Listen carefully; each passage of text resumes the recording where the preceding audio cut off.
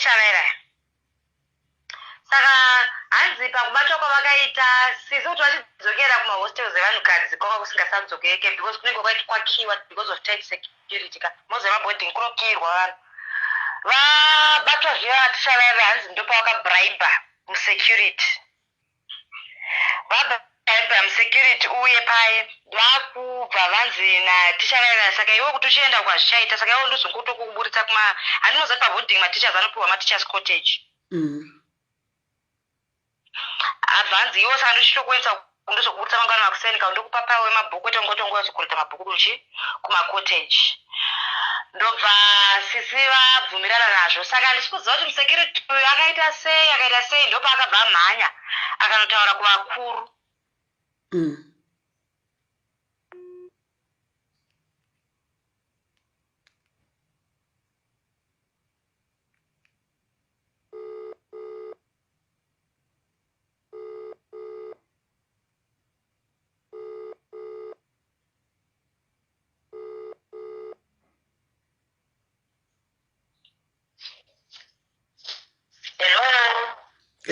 tikukunzwa.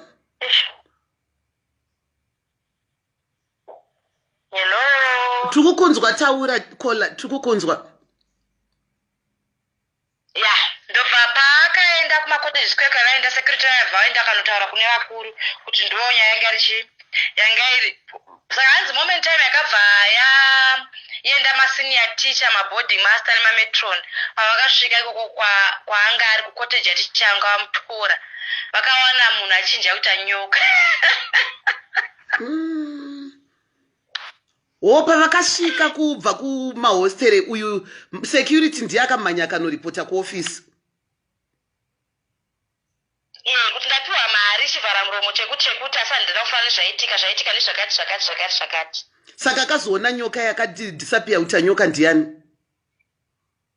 Maboarding master madead master anonga vashedzwa manje. Vakasvika hapo munhu anyoka. Munhu hapana munhu yanyoka kuti vachitema nyoka yachatemeka. Saka yakazochinja futi kuita munhu pamberi pavo. Pakangwazi kune vakavariko webatsko pakangoti mhepo isitakazoone ndimuna. Saka mhepo yakazoita akazobudikira kumahostel.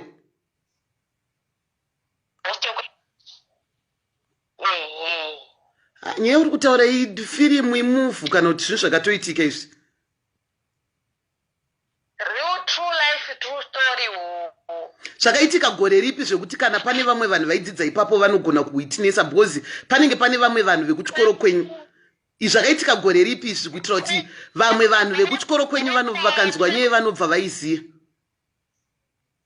2010 2011.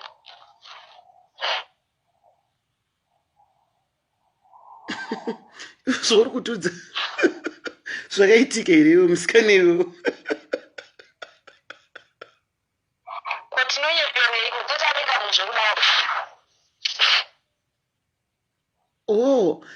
Saka pavakasvika vabva wana ari kuhostere ndomu pavakabva vamudzinga.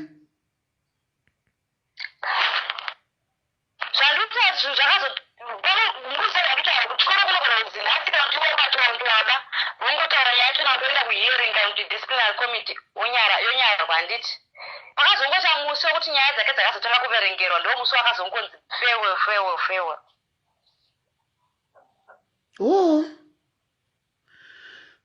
Ingachaiwo mamuvhu zvikutoenderana